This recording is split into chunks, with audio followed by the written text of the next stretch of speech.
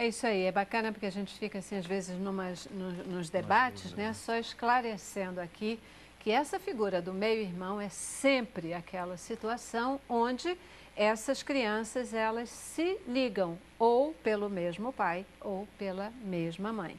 Então, tem um elo de ligação onde é por isso que acaba ficando a história do meio, né? Porque eles têm um mesmo pai ou uma mesma mãe. E aí fica a questão desse meio-irmão.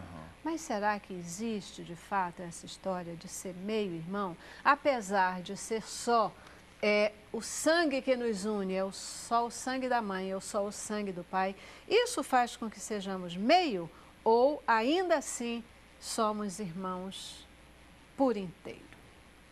Eu prefiro que cada um responda a si mesmo. Quem vive a situação, fala, o que eu sinto por essa pessoa? Ele é meu irmão integral ou ele é meu meio-irmão?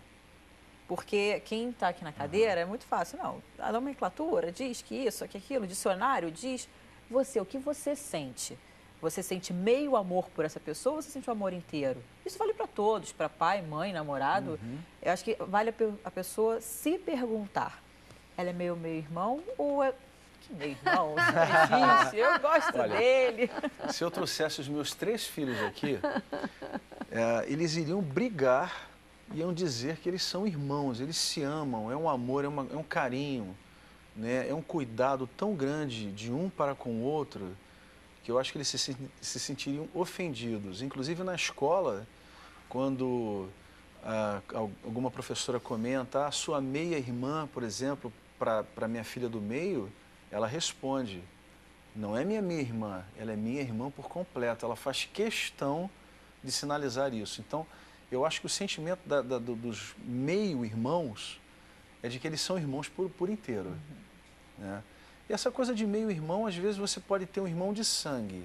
E a relação com ele ser tão frágil, tão mínima, que às vezes é mais meio-irmão do que irmão por inteiro. Então, não sei se... Eu acho que esse é o grande ponto, talvez, né? Para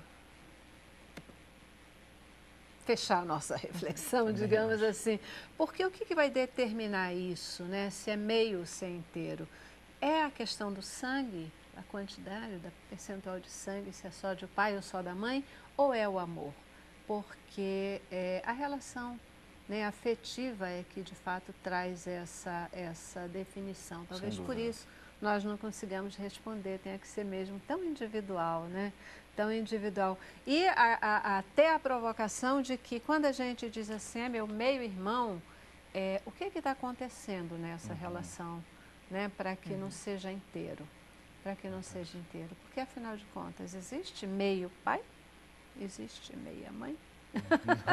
Pois é, o que faz uns brigarem para falar, não, é meu irmão inteiro, e outros fazem questão de usar a nomenclatura meio-irmão, né? Como o caso da sua filha do meio. É de cada um. O que vocês consideram o desafio maior nessas histórias? As ações dos pais ou as ações dos filhos entre si, para poder quebrar as barreiras existentes? Eu, particularmente, acho que o mais importante é a atitude dos adultos, dos pais, no sentido de preparar bem a família, através do diálogo, do amor, e deixando tudo muito claro. Né? Eu acho que os grandes problemas familiares, eles são decorrentes de falta de abertura, de falta de objetividade, de transparência. Então, uma família que vive uma situação como essa, ela tem que ter um cuidado adicional.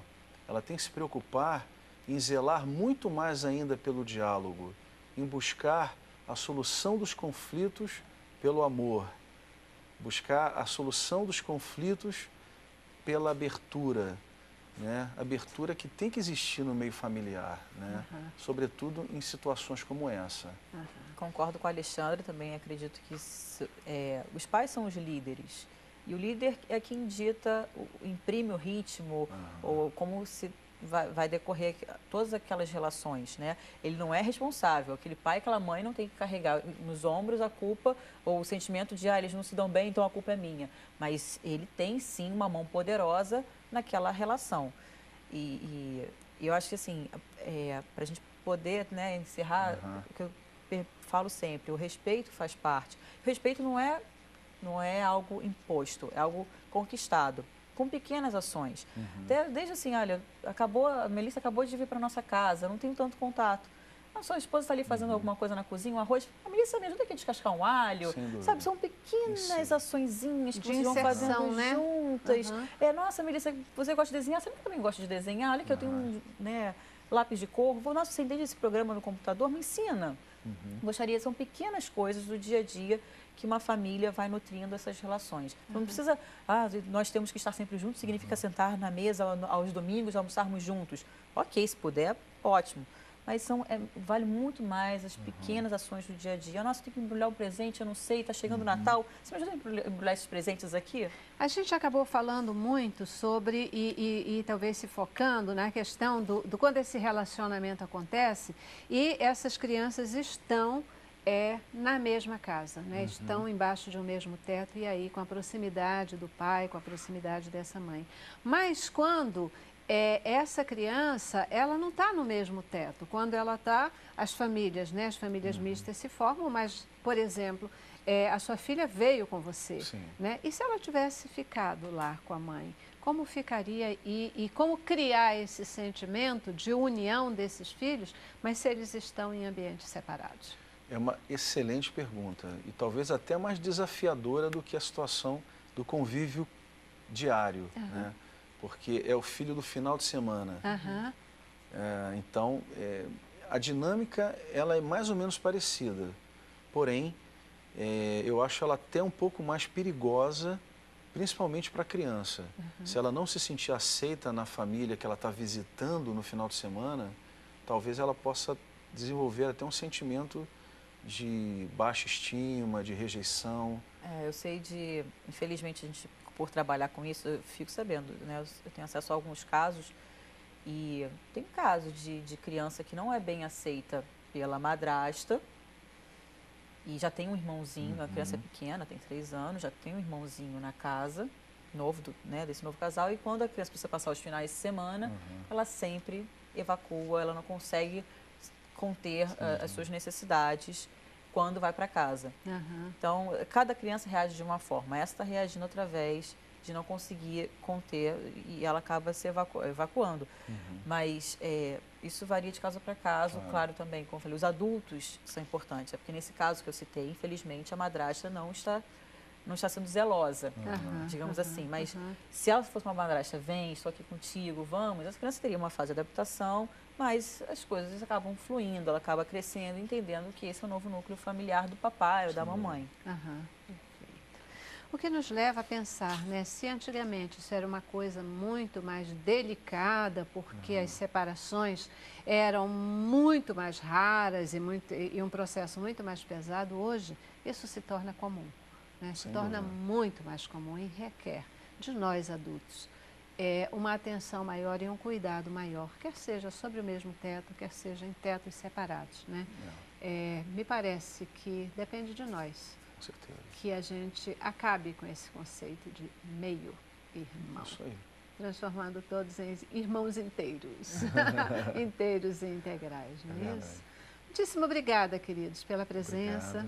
Oportunidade dessa reflexão. Parabéns aí pelo núcleo familiar, né?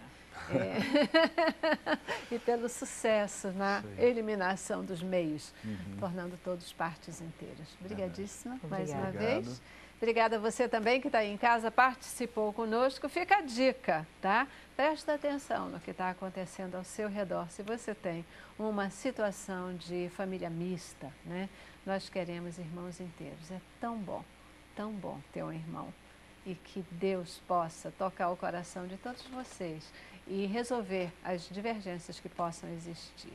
Muita paz e muito amor para todos vocês. E por isso deixo vocês com uma boa música, encerrando o programa. Deixo vocês com Douglas Nascimento. Paz.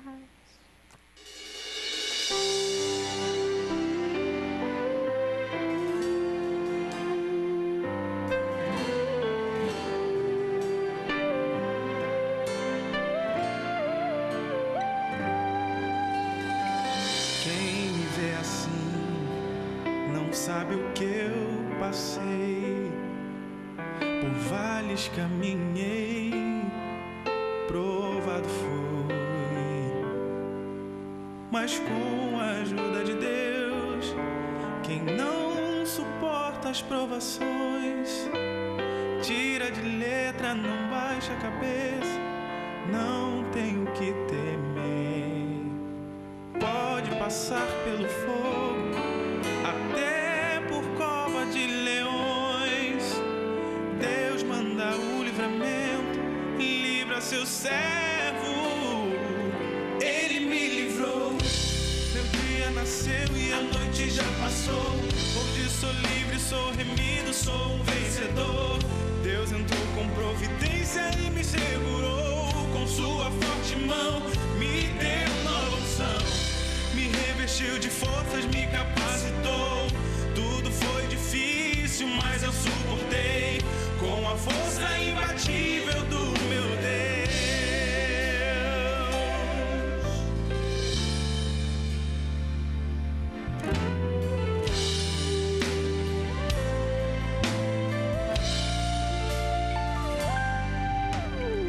Não penses em parar, Deus é contigo.